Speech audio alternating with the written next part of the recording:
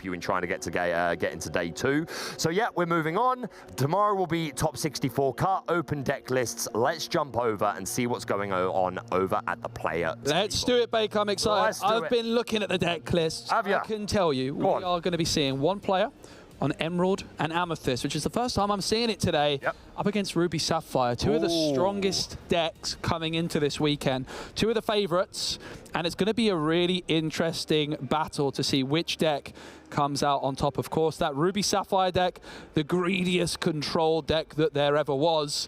And on the other side, Emerald Amethyst, it has that potential for a longer game, but maybe against Ruby Sapphire might want to try and be a little bit more aggressive with that early questing than it otherwise would. Just a 2-card mulligan from our player on the right, and I did notice that he is utilizing that Clarabelle, who we haven't talked about a lot today. No. And she's quite hyped at the moment in the community, or has been. A lot of players jamming this Clarabelle, the Floodborn. At the end of your turn, you draw cards to match your opponent. So if you're playing a really like low-range deck that can flood the field easily, then you could potentially draw, I've seen people draw 5, 6, 7, 8, 9, 10 cards off of Clarabelle. So super good. I know that the 1-drop is in Gabriele's deck, the player on the right. And here we go. We see 1 ink for Aaron. Down comes the Porpsicle, going to draw a card and pass over to Gabriele. Just taking a moment. Both players at 24 points coming into this one. Remember, 3 points for each game win, but also getting that bonus point if you get a couple of 2-0s. So it looks like both players with 3 2-0s. Yep. And then one each. So in other words, they kind of got 3 wins and then what you might call a draw with that 1-1. So 3 wins each and then a 1-1 as well. So they've managed to get 3 bonus points so far and completely undefeated. They haven't had any games so far where they lost both of them. So a really strong start for both players. Aaron is going to be the player playing that 1 jump ahead on turn 2. And it's going to be Gabriele with the Banzai on their turn 2. And this is what you're looking to do in this matchup as Gabriele. Get down a card which quests for 2 in the form of Banzai. Banzai uninkable, Baker, similar to Mr. Smee, but in Emerald, pretty good to have a card with such big stats this early on. Yeah, I'm a big fan of this. I mean, we talk about how strong Smee is, and maybe we're spoilt by Smee, and we look at Bonsai and think, well, that's uninkable, but players have very quickly come around to the idea that, hey, this is a great stat line, questing for 2, and as you say, this is what Gabriele wants to do at this point in the game. As the game goes on, we know that the Ruby Sapphire player can be favored, so Gabriele wants to put this pressure on as early as possible. We're going to see Aaron playing down another Porpsicle, fitting through the deck, putting more items down, which will be food for Flavisham and help Tamatoa. Down comes the Daring Visitor Sisu and removing that. Is it a Clarabelle that would just hit the It was. The 1-2 Clarabelle gets removed. It's back on over to Gabriele. Both players not messing around. They've got 50 minutes for this round, but I don't think it's going to take anywhere near that long with the pace of play so far. Banzai going to quest. And that 2 lore it's gaining, really, really important. And Lyle Tiberius Rorke comes in, giving Reckless to Sisu. So Sisu is not able to quest this turn and must challenge if able. Now that could be a problem, as Sisu into Banzai is not a very good challenge, but it might be one Aaron is forced to take thanks to the power of Lyle. A way around that, Baker, is maybe singing a song. Yeah, I was just about, that's why I was leaning on to look at the hand, see if maybe there was another 1 jump ahead or something. I'm not seeing one. I'm seeing the Ice Block, a Dime, a Sisu, a couple of Sisu, I think. Yeah, 2 big Sisus. Dime and Ice Block. So yeah, won't be able to get around that reckless ability. There it is. There is the power of Lyle. What a big moment in this one. Sisu having to challenge the Banzai. Banzai remaining on the board, and Sisu has been sent to the discard pile. Really, really big play there from Lyle. Lyle is really the star of the show in this Emerald Amethyst deck at the moment. I agree with you completely, Joe. I think Lyle is so has been underrated for a while, but you're seeing him a lot more now, just giving that reckless ability. Pretty good stat line, and then obviously can deny the opponent lore. We're going to quest up with everything, and down comes that Merlin Rabbit to start building some tempo, drawing some cards. I'm sure we'd like to bounce it back to the hand on a subsequent turn. We pass to Aaron. Yeah, and I want to point out a play there by Gabriele, questing with Lyle, with friends on the other side available in hand. That's because up against Ruby Sapphire, Gabriele knows they're going to lose the board at some point. Aaron will be able to clear. They just want every lore they can possibly get while they can. If they have to just pay 3 ink down the line for friends, that might be better because You have to get to 20 exactly. If you get to 19 lore in Lorcana, that is not enough. So every lore can really matter, particularly when you're playing against Ruby Sapphire. So I really like the play there by Gabriele, deciding to quest for 1 instead of singing Friends. No, I think you're absolutely right to point that out. A lot of players probably would have just sung there, but yeah, Gabriele recognizing that every lore counts at this early part of the game. We are this time going to be singing with Friends on the other side, but that's fine. We've got the Grandma Tala on the opposite side of the board. We've got a Merlin Goat in hand, another Bonsai, Friends, a couple of snakes, I think, and a fox. Yeah, so a lot of options. Yeah, and I think the reason Gabriele decides to go for it now, as we see another Friends being sung by the rabbit, is suddenly there's so many options, and Ursula's been found right at the moment. You're looking to do it as Emerald up against Ruby, because you're trying to discard that Be Prepared. Aaron, though, does not have Be Prepared in hand. Instead, has that legendary Sisu, which cannot be discarded by Ursula. No, but still good information for Gabriele to get a little scout there. And depending on the ink we've got left, we may be able to bounce this Lyle back to hand and potentially use it again on a later turn. We're going to quest with Bonsai, taking us up to 8. So Gabriele is running away with the lore here, but that doesn't mean it's over. We know how well Ruby Sapphire can catch up.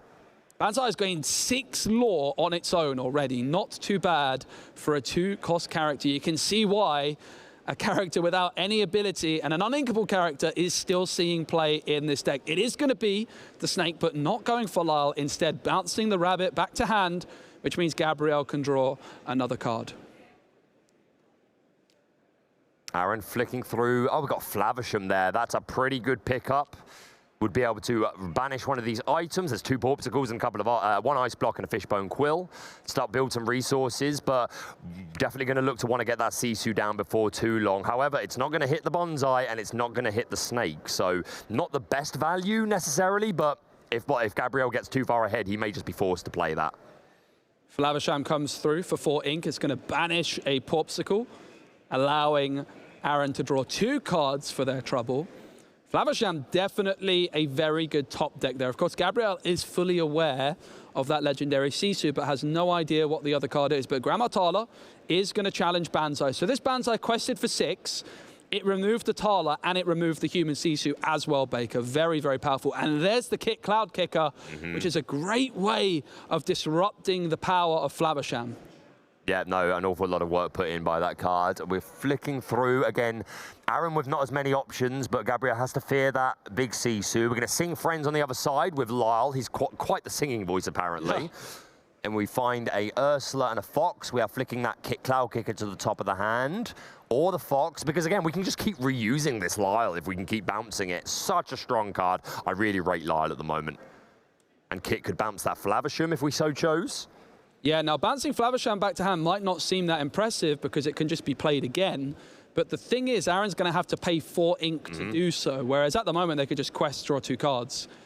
So I'd be surprised if Gabriele lets it stick. Goes for the goat instead, though. Really, really interesting. 4 ink spent on the goat, and then 2 more ink to bounce it back. Gabriele not bothered about the Flavisham, instead just wanting to gain as much lore as they possibly can for now. I kind of rate it, to be honest. Just do this race, because as we've seen so many times, Ruby Sapphire, the longer the game goes up, they can control that board. They can make huge lore jumps out of nowhere. So I rate the play.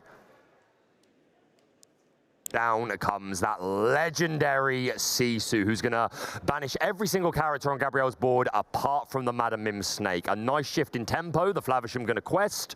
We will be banishing an Ice Cream and drawing a couple more cards. And suddenly, Aaron felt like he was maybe in the catch-up seat. Didn't have many cards, was far behind in lore, and he's still far behind in lore, but this is a nice way to start to settle the board.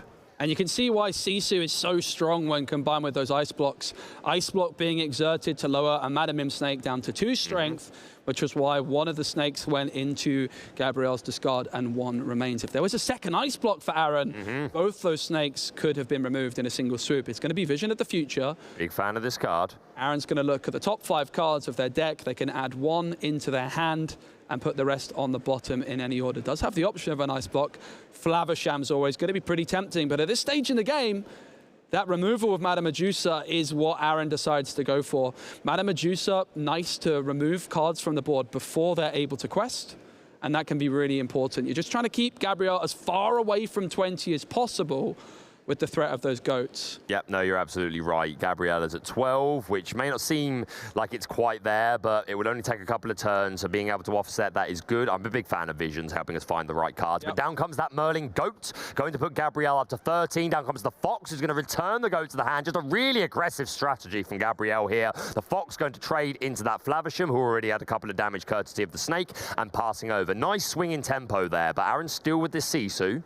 Yeah, and unlike the Kick Cloud Kicker, this is a way of dealing with that Flavisham. Aaron had the option of adding a Flavisham to hand with the Vision of the Future the last turn, but decided instead to go for the Medusa for obvious reasons. They need as much control as possible, but Gabriele really taking advantage of that in a way.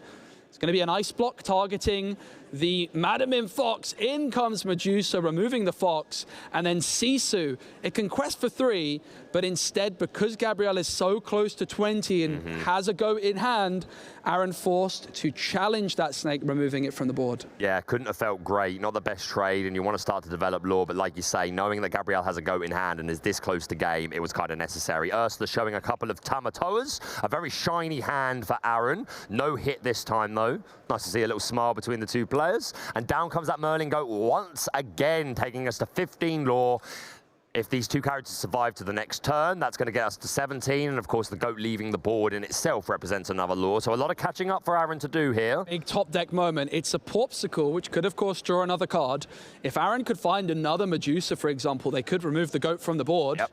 Something like that could be a really big deal. Aaron's going to quest with Sisu, quest with Medusa, up to 5 ink.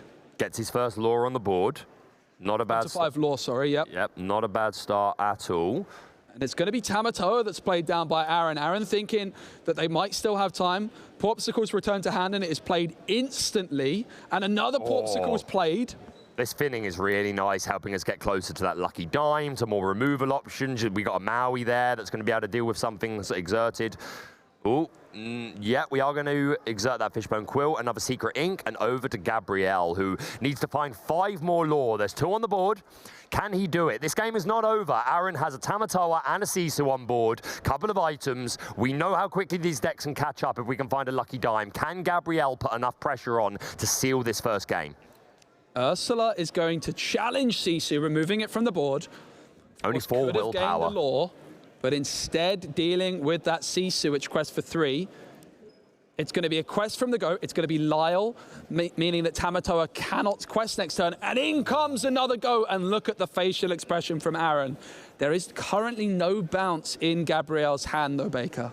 Nothing whatsoever, but of course, if these Goats leaving the board will just take us to 19, and if this Lyle can't be touched, then that's going to be another 2. Can Aaron deal with this? We do have a Brawl, so we can deal with Lyle Tiberius Rourke in that way if we so choose.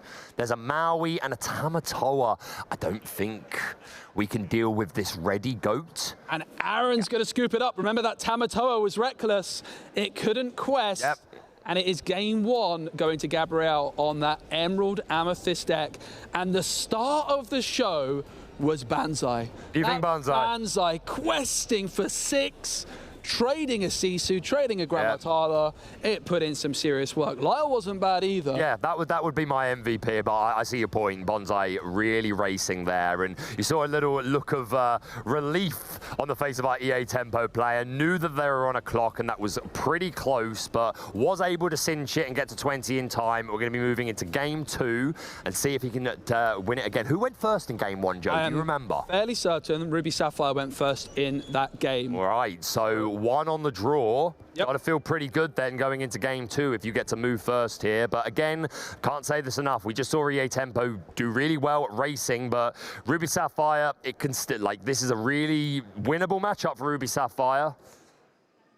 Yeah, it's going to be interesting to see if Banzai can come back down on turn 2 and what kind of issues that might cause. The other thing to consider is that Ursula Deceiver on turn 2 could potentially discard a 1 jump ahead, which might be a little bit of a problem. Gabriele, I think, just saying that, yep, it's going to be me going first, and does have Ursula Deceiver in hand, does also have Banzai Gabriele, so it's going to be interesting to see which one they prefer going for on turn 2. It looks like the Goat might be getting tucked away, but perhaps it's being saved in the hand there for Gabriele. Banzai also, as well as Lyle, the 3 cards on the table. Not sure if they're it is going to be those mulliganed away. So getting rid of a goat, getting rid of Lyle and Banzai, which might therefore suggest Gabriele looking to go for that Ursula Deceiver on turn 2. Yep, and try and discard the 1 jump ahead, which can really slow Aaron's deck down. Yeah, and also a lot more ink in Gabriele's opening hand from getting rid of a couple of those uninkables. I think you're right, like there's a good argument to have kept the Bonsai, but if you're committed that you're going to play Ursula on 2, which makes sense because you'll snipe the 1 jump ahead if they're holding it, then yeah, I think that's a pretty respectable mulligan. We're going to pass over to the opponent, a cut, and we move into game 2 with over 30 minutes remaining. That 5th Spirit Elsa's going to become ink, and do we have a 1 drop from Gabriele? We do not. No turn 1 play. We saw in the previous game a 1 cost Clarabelle, which managed to quest for 1 or 2, and then was removed. Not the biggest deal for Gabriele that they've missed it, but against Ruby Sapphire, that is the kind of matchup you want your 1 drop on turn 1. That 1 lore could make all the difference. We are going to see the Fox inks. Down comes the big moment. Is the 1 jump there? It is there, Baker. That's pretty big. Huge decision making there from Gabriele, mulliganing away the Banzai for this exact reason. Ursula discarding 1 jump is such a powerful tool you can only do on the play against Ruby Sapphire, and it's worked an absolute treat here. Yeah, and I'd be interested to know if Aaron kept that 1 jump in the opening hand under the hope that Gabriele would miss the Ursula, or perhaps if they drew into it after the mulligan and just couldn't do anything about it. But yeah, that's a great hit for Ursula, not only -1, but taking away some of that some of those ramp options. Obviously, that T-Po has already hit the board and inked something, but he could have sung 1 jump ahead. So this does slow Aaron down by a turn, which could make all the difference. Yep, also 1 card less in Aaron's hand as well. Ruby Sapphire tends to dump quite a lot of cards from hand early on, and then draws many later on with Flavisham. So that 1 less card in hand is also a pretty big deal. Aaron currently, though, at 3 ink, thanks to that T-Po. Could, of course, ink this turn and go to 4, but no items down on the board. So Flavisham would often be the ideal turn 4 play. Instead, it's going to be a Fishbone Quill for 3. And, of course, if Aaron inks with the Fishbone and inks naturally, they could get up to 5 ink for the next turn. That's exactly what they're going to do. Tamatoa inked from hand and a card tucked away by the Fishbone. The Flavisham was the secret ink, and now we're going to play little deck malfunction there. We're going to play Vision of the Future, look at the top 5 cards, see if we can find something else to help us push the board. What do we see? There's a Dime, a Tamatoa, an Ice Cube, a Grandma Tala, and a Fishbone Quill are our 5 cards to choose from. Tricky one. The Lucky Dime is very uninkable, so that might be difficult to justify. Flavisham, as you just mentioned, tucked away by Aaron with the Fishbone, so that Ice Block's not looking that tempting. Tamatoa, pretty expensive. It's going to be Grandma Tala, which isn't often what you'd be picking, but it just shows you the flexibility of Vision of the Future. That Grandma Tala can be the best option here, and Aaron's just going to try and keep adding more cards to their hand. Gabriele with Sir Hiss and Ursula down on the board, which quest for 1 each, but it's currently 1 lore apiece. Go into the Inkwell, Baker. That's quite big. We know how important Merlin Goat can be in closing out games, but sometimes you just got to play the hand you've got, and if that's the best thing to ink, then that's what it be. 4 ink still available. 2 of that ink is going to be spent on a Madam Mim Snake. 2 of it's going to be spent on replaying Ursula. Gabriele was hoping to find another song, but it not rewarded this time. Inking that goat, Baker. Yeah, it's definitely could controversial. Be a decision which comes back to haunt Gabriele. We'll have to track that one. Yep, you're absolutely right. Aaron throwing down that Grandma Tala that he took off a Vision of the Future to apply a body and help us find key pieces. And I'm not sure if maybe Aaron is running cards like How Far I'll Go, which could be sung by Grandma Tala. We're looking at a Brawl and a Sisu. So that's Sisu going to be interesting as a way to combat the board, and it is what we keep. We've also got Maleficent, a very high cost hand here, but very powerful. Absolutely. We're going to ink the Maleficent Monstrous Dragon. Yeah, I think that might have been via Fishbone Quill, so it wasn't revealed to Gabriele. Right. T-Po's going to quest, and Aaron is now on 2 lore. Gabriele at 3, but I have to say, Baker, this previous turn from Gabriele, it's very slow. And in game 1, a big reason they were able to get that victory was the questing power of Banzai, questing for 2 a turn. Despite them going first this game, they just haven't managed to develop a character which quests for 2 as of yet. And I think Aaron's going to be really happy about that. Yeah, no, there was definitely an argument to have perhaps kept that bonsai, but Gabriele took a different line, and hey, it could still absolutely pay off for him, but you're absolutely right. This is a bit of a slower start compared to last time. We're going to pay for 3 for friends. There's a bonsai and a 5th spirit. Going to be ink, and down comes that bonsai, so we're now applying that board pressure, Joe. Yep, manages to quest for 3 as well, so Gabriele up to 6 lore now. Banzai down on the board is not bad either, but again, in the previous game, they were able to sing friends at will with Lyle and Rabbits. This time, having to spend 3 ink this early on in the game to draw some cards is not really what you want to be doing. You want to be singing friends and using your ink to develop some more questing power. This is so tense. You can tell these players, it means so much to them. Round 5. You got to think they are here to day 2. They're here to win the whole thing. Just confirming Sir Hiss there. What is we holding? Evasive. So just both players wanting to make sure they're aware. Of course, evasive cards can only be challenged by other evasive cards. Absolutely right. Our Grand Mortala is going to make that trade into the Snake. The Daring Visitor is going to come down and remove that Ursa Deceiver. And not only doing that, but threatening a shift line for that big Sisu on a subsequent turn. Yep, and of course, the human Sisu here is evasive itself. So Hiss with that 3-1 stat line could be traded out very easily by the 1-1 Sisu. It is going to be Sir Hiss and Banzai continuing to quest. Banzai gaining 2 lore for its troubles, so Gabriele up to 9 now. And you can see how quickly that lore total has jumped up since this bonsai hit the board, to be fair. So maybe you're right. Like, maybe this was the all-star. We haven't seen a Lyle either from Gabriele, which did put in a lot of work in the previous game. We're going to see Sir Hiss coming down. Pegasus hitting the inkwell and passing back over. But this is looking a little bit better for Aaron. Again, Gabriele's at 9 and a bit of a board, but at least, like, 9's a lot better than the position he was in last turn. At least we have some removal options in hand. Still a long way to go, though, only sitting at 3 lore. Yeah, absolutely. And Gabriele with the Sir Hiss, the Fox, and the Banzai, all with 3 strength or more. So Sisu, while it enters the board and can remove the Banzai, it's not going to remove any characters with its very powerful ability. So I think Gabriele going to be feeling pretty good about that. Yeah, for sure. Took out the bonsai and was able to survive it, but now Gabriele, you got to think, is going to be interested in just trading out this Sisu with either the Sir Hiss, or maybe we've got another rush character to come down.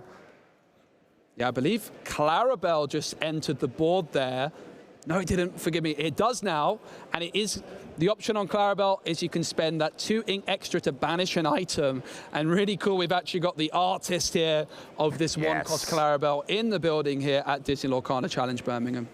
Yeah, no, I still need to go get my play sets of their cards signed. I will make the time for that over the weekend. The Sisu going to be questing for, maybe not? Maybe we haven't re-readied yet. Ah, I see. We are going to see the dreaded Be Prepared. We've sung it once today. I know you were bracing yourself for it as soon as it came down. But yeah, nice card, leveling the board. But now Gabriele can respond with this Merlin Goat along with a bonsai. Maybe this was what Gabriele was waiting for this Be Prep to come out so that he can just re-extend again. Both these characters are out of range of another Sisu, so it would take a Be Prepared. But instead, we're going to ink the Shield of Virtue. Down comes the Tamatoa, probably finding us another Porpsicle, I dare say, or an ice block. Aaron spends all 8 ink on that Tamatoa, and in comes another Banzai, as well as a Crab, and Gabriele continuing to quest. They've got a pretty good read. There's no more heavy removal in Aaron's hand, but of course, there's always the chance to draw some more when you're playing Ruby and Sapphire. Aaron's hand is a Fishbone Quill and a Flavisham, but there's currently no items available for Aaron to banish. Tamatoa could do something about that, though, but it might be forced to challenge instead. Gabriele 6 lore away and can currently quest for 6 with a goat in play as well.